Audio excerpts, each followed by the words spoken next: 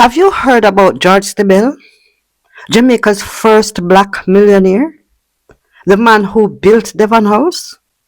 No? Well, pull up a chair because this one is going to make you proud and give you hope.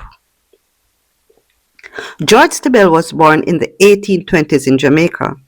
His mother was a Jamaican woman who worked as a housekeeper.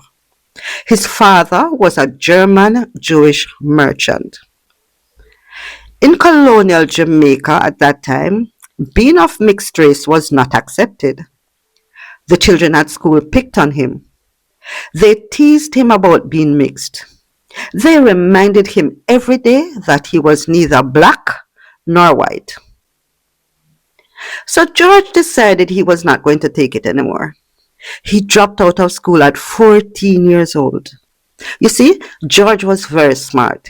He realized that the life he wanted, he was not going to find it in a classroom full of bullies and people who thought he was less than them. So he became an apprentice carpenter instead. And that decision, that choice to use his hands, to learn a trade, to build things, that turned out to be the first chapter of a life that nobody around him could have imagined.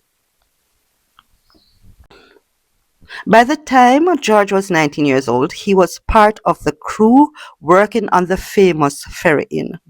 This is the landmark building between Kingston and Spanish Town.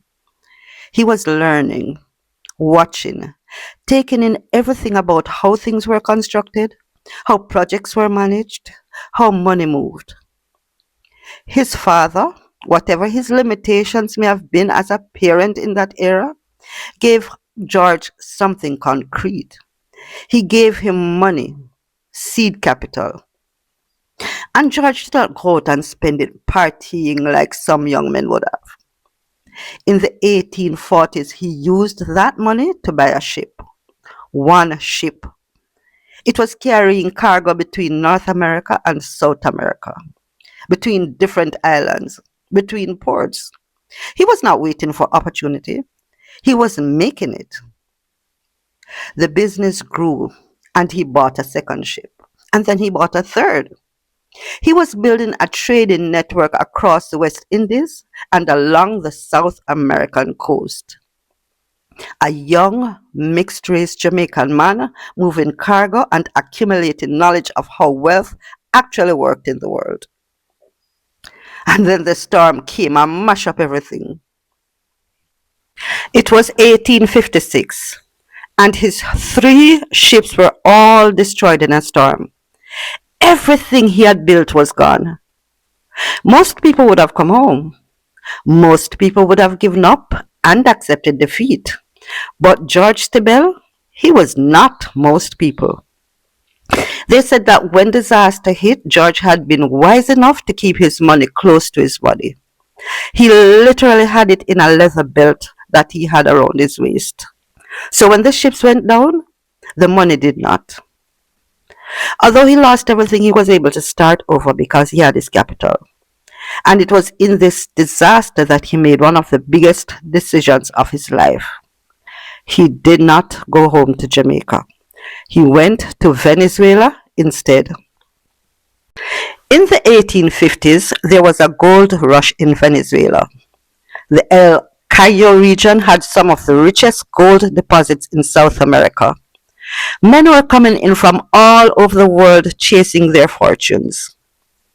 Most of them left with nothing. Some of them did not leave at all. When George Stiebel arrived, he did what he had always done. First, he watched, and he learned. He started small. He became a peddler trading goods in the region, moving around, building relationships, studying the land and the people, and the economics of what was happening. Then he moved into gold trading, after which he invested in a gold mine of his own. The Cayo gold mine turned out to be very, very profitable. It was the kind of profitable that does not just change a man's circumstances. It changes his entire world. By the time George was ready to come home, he had acquired wealth that was almost unimaginable for a black man in the Caribbean in the 19th century. Jamaica's first black millionaire walked off a ship and back onto his home island. He had been gone for over a decade. George came back to Jamaica around 1873, but his homecoming was shadowed by grief. His son had died, a loss that money could not replace. He buried that grief and he got to work. With his fortune from Venezuela, George began buying property. He bought sugar estates. He bought a wharf at Church Street in Kingston. He bought Great Salt Pond. He bought a cattle pen in St. Ann called Menard. The reports say he stopped at 99 properties. He didn't stop because he ran out of money. He stopped because at that time in Jamaica, it was illegal for any person to own 100 properties. Think about that for a minute. This boy who dropped out of school at 14, who was bullied because of his skin color, who lost 3 ships in a storm, who rebuilt himself in a foreign country in the 18th century. He came home and bought so much of Jamaica that he had to stop because the law said he could not buy anymore. In 1879, George Stiebel purchased 53 acres of land from the Anglican Church in St. Andrew. The land had been Devon Pen. It was part of an old church property that had been home to the rectory of the parish's rectors for generations. 2 years later, in 1881, George built Devon House. Devon House is a magnificent 2-story Georgian mansion. It has sweeping staircases, wide verandas. It was designed for the Jamaican climate. It had jalousied windows catching every breeze, surrounded by manicured lawns that made the approach feel like you were arriving somewhere special.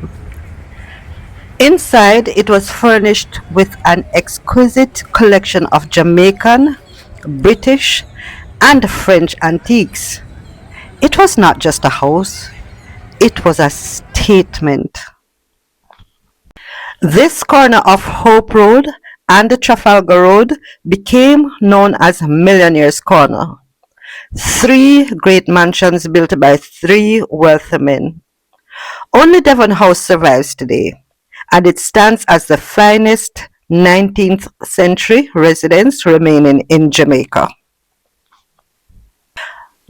George and his family moved in. His daughter Teresa lived there. His grandchildren ran those gardens. He threw lavish parties.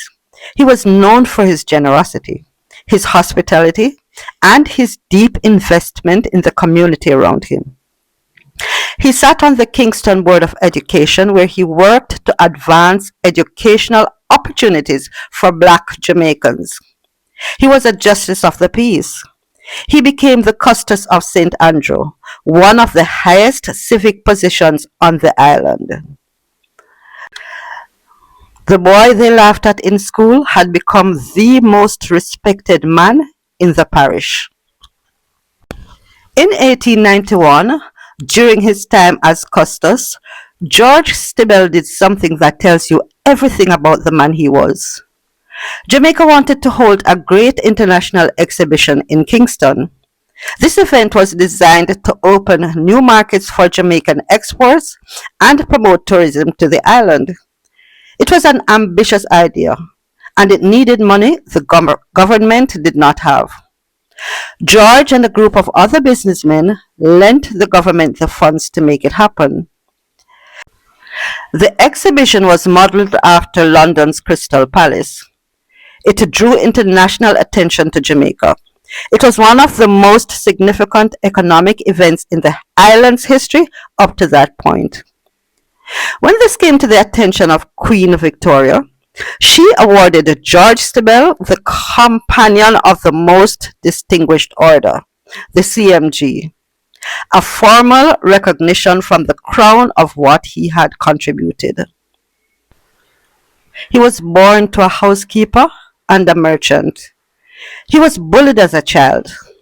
His business crumbled after he suffered a shipwreck. But he never gave up.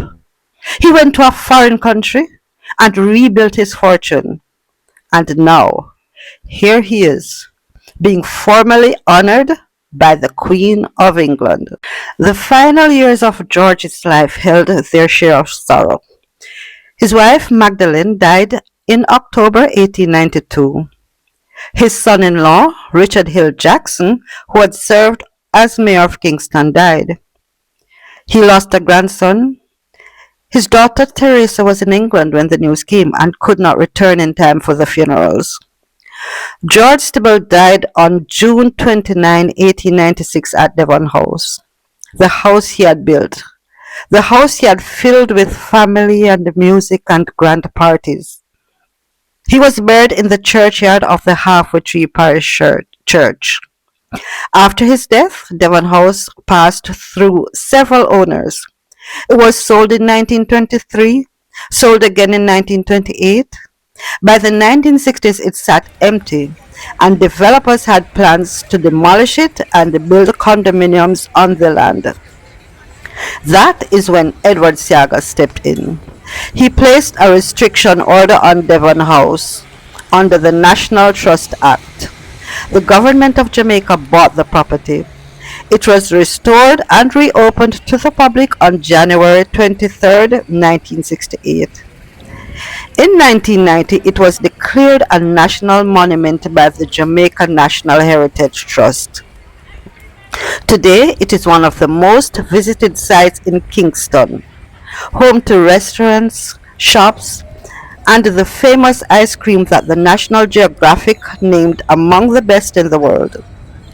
And in 2023, a bust of George Stiebel was finally unveiled in the courtyard. It was sculpted by the great Jamaican artist Basil Watson. And now, Devon House is filled daily with Jamaicans and visitors eating, laughing, and living freely inside the dreams and accomplishments of a bullied mixed race kid. I want you to remember his name, George Stiebel. Not just because of the house, not just because of the gold mine or the 99 properties or the letter from Queen Victoria. Remember him because of who he was before any of that. A 14-year-old boy who left school rather than let other people decide who or what he was. A man who lost everything in a storm and pulled his future out of a leather belt. A man who went to a foreign country, learned its language and its land, and built something that he brought back home to Jamaica. That is a Jamaican story. That is our story.